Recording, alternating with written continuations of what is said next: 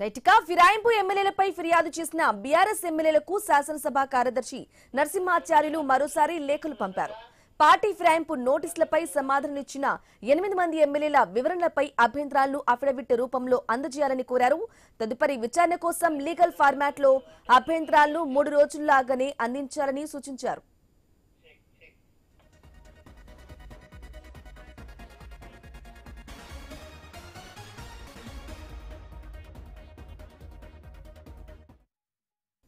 ఇక బీఆర్ఎస్ నుంచి గెలిచి కాంగ్రెస్ లో చేరారని వీరిపై అనర్హత వేటు వేయాలని కోరుతూ బీఆర్ఎస్ ఎమ్మెల్యేలు సుప్రీంకోర్టును ఆశ్రయించారు.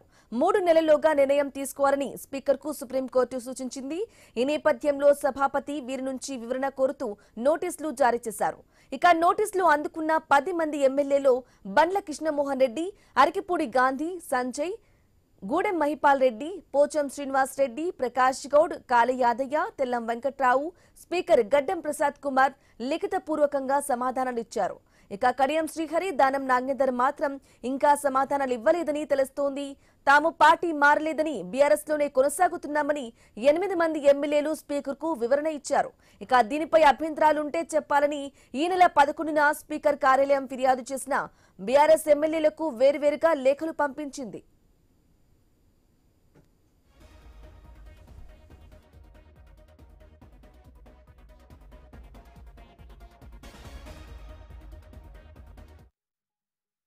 అయితే బండ్ల కృష్ణమోహన్ రెడ్డి వివరణను పల్లా రాజేశ్వరరెడ్డికి, అరకిపూడి గాంధీ, ప్రకాష్ గౌడుల వివరణలను డాక్టర్ కల్వకుంట్ల సంజయ్కి, పోచారం శ్రీనివాస్ రెడ్డి, సంజయ్ల వివరణలను జగదీష్ రెడ్డికి, గూడెం మహిపాల్ రెడ్డి, కాళీ యాదయ్యల సమాధానాలను చింత ప్రభాకర్ రావుకు, తెల్లం వెంకట్రావు వివరణను కేపీ వివేకానందకు అందజేసింది. ఇక వీరిలో అరకిపూడి గాంధీ, ప్రకాష్ గౌడ్లపై కల్వకుంట్ల సంజయ్ అభ్యంతరాలు మినహా మిగిలిన 6గురిపై అభ్యంతరాలు, ఆధారాలను ఈ నెల 15న బీఆర్ఎస్ ఎమ్మెల్యేలు జగదీష్ రెడ్డి, వివేకానంద, చింతా ప్రభాకర్ అసెంబ్లీ కార్యాలయంలో అందజేశారు.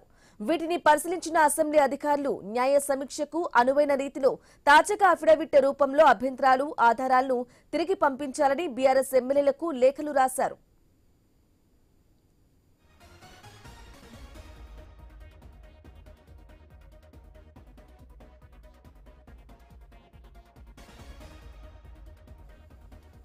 ఇక గురువారం రెండోసారి లేఖలు అందుకున్న బీఆర్ఎస్ ఎమ్మెల్యేలు పార్టీ న్యాయ విభాగం దృష్టికి తీసుకెళ్లారు.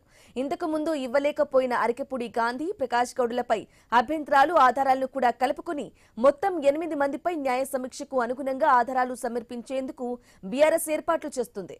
అయితే గతంలో ఆధారాలు సమర్పించినప్పటికీ నోటరీ రూపంలో ఇచ్చామని, పెన్ డ్రైవ్లు, పేపర్ కటింగ్లు కూడా అందించామని బీఆర్ఎస్ వర్గాలు తెలిపాయి.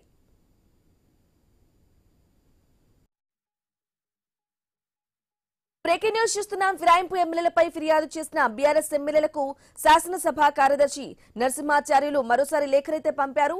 ఇదే విషయానికి సంబంధించి పూర్తి సమాచారం అందించడానికి మా ప్రతినిధి ఏవై స్వామి ఫోన్ ఇన్ ద్వారా అందిస్తారు. స్వామి, బ్రాహ్మణి బీఆర్ఎస్ పార్టీ నుంచి గెలిచి కాంగ్రెస్ లోకి వెళ్ళినటువంటి 10 మంది ఎమ్మెల్యేలో 8 మంది ఎమ్మెల్యేలు ఇప్పటికీ మేము ఇంకా బీఆర్ఎస్ లో ఉన్నామని చెప్పేసి స్పీకర్ కు వివరణ ఇచ్చారు.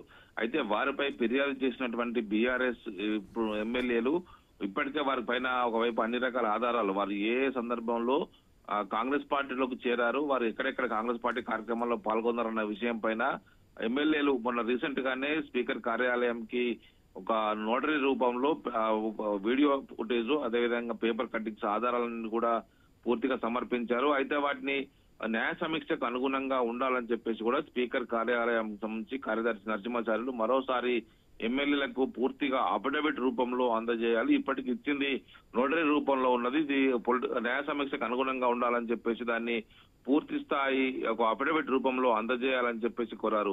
రీసెంట్ గా ఒకవైపు మాజీ మంత్రి జగదీష్ రెడ్డి, బీఆర్ఎస్ పార్టీ విప్ కేపీ వివేకానంద గౌడ్, చింతా ప్రభాకర్లు ముగ్గురు కలిసి మొన్న రీసెంట్ గానే వీటికి సంబంధించినటువంటి ఆధారాలు అందజేశారు. ఆ తర్వాత మీడియా ముందు మాట్లాడడం జరిగింది. అయితే వీరిపైన ఒకవైపు ప్రకాష్ గౌడ్, అరకపూడి గాంధీలకు సంబంధించిన విషయంలో డాక్టర్ కల్వకుంట్ల సంజయ్ విదేశాల్లో ఉన్న కారణంగా ఆయన వివరాలు అందజేయలేకపోయారు. వచ్చిన తర్వాత ఇస్తాను, ఒకవైపు మెయిల్లో చేస్తానని చెప్పేసి కూడా ఆయన చెప్పినట్టుగా తెలుస్తుంది. ఇప్పుడు వారి విషయంలో కూడా పూర్తి స్థాయి లీగల్ ఫార్మాట్ ఆధారాలు అందజేయాలని చెప్పేసి కూడా స్పీకర్ కార్యాలయం వీరికి సూచించిన నేపథ్యంలో ఇప్పుడు మరోసారి వాళ్ళు పూర్తి స్థాయిగా ఇప్పుడు ఇస్తుంది నోటరీ రూపంలో ఉన్నది, దాన్ని లీగల్ ఫార్మాట్ లో ఉండడం కోసం పూర్తి స్థాయిగా అఫిడవిట్ రూపంలో అందజేయాలని చెప్పేసి కోరారు.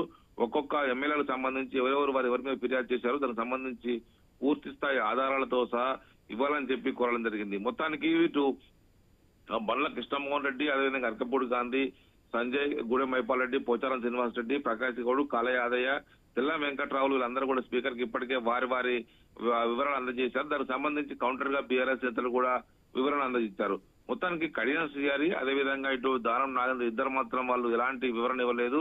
వారిపైన వేటు పడుతుందని చెప్పేసి కూడా బీఆర్ఎస్ నేతలంతా కూడా ఎదురు చూస్తున్నారు. ఖచ్చితంగా ఈ 10 మంది పైన అనర్హత వేటు వేయించి ఇంకా ముందు ఎవరు కూడా పార్టీ మారకుండా చూడాలి. దేశవ్యాప్తంగా ఇలాంటి పార్టీ ఫిరాయింపులకు సంబంధించి కాంగ్రెస్ పార్టీ అగ్రనేత రాహుల్ గాంధీ చేస్తున్నటువంటి ఏదైతే ప్రసంగాలు ఉన్నాయో వాటికి అనుగుణంగా రాష్ట్ర ప్రభుత్వం వ్యతిరేకంగా నడుచుకుంటుందని చెప్పేసి కూడా ఒకవైపు బీఆర్ఎస్ పార్టీ ఎదురుదాడి చేస్తుంది.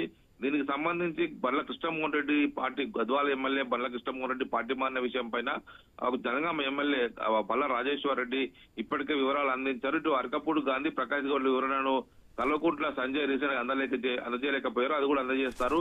ఇటు మరోవైపు ఇటు పోచారం శ్రీనివాస్ రెడ్డి అదేవిధంగా జగిత్యాల ఎమ్మెల్యే సంజయ్ల వివరణను మాజీ మంత్రి జగదీష్ రెడ్డి అందజేశారు. గూడెం మైపాల్ రెడ్డి అదేవిధంగా ఇటు కాళ యాదయ్యలకు సంబంధించినటువంటి పార్టీ మారిన విషయానికి సంబంధించి అన్ని రకాల ఆధారాలను, వీడియో ఫుటేజీలను ఇటు చింతా ప్రభాకర్ అదే అందజేయడం జరిగింది. ఇటు భద్రాచలం ఎమ్మెల్యే తెల్ల వెంకట్రావు ఎప్పుడెప్పుడు బీఆర్ఎస్ పార్టీ నుంచి కాంగ్రెస్ లోకి వెళ్లి ఏ కార్యక్రమాల్లో కాంగ్రెస్ లో పాల్గొన్నారు, కాంగ్రెస్ పార్టీ సంబంధించిన ఏ కార్యక్రమాలను చురుగ్గా ఉంటున్నారో సంబంధించి బీఆర్ఎస్ పార్టీ విప్పు కేపీ వివేకానంద గౌడ్ వివరాలు అందజేశారు.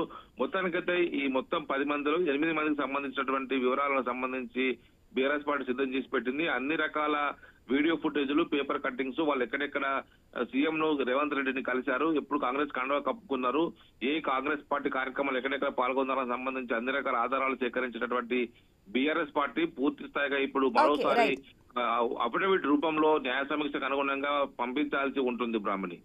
Right swami, thank you for the updates.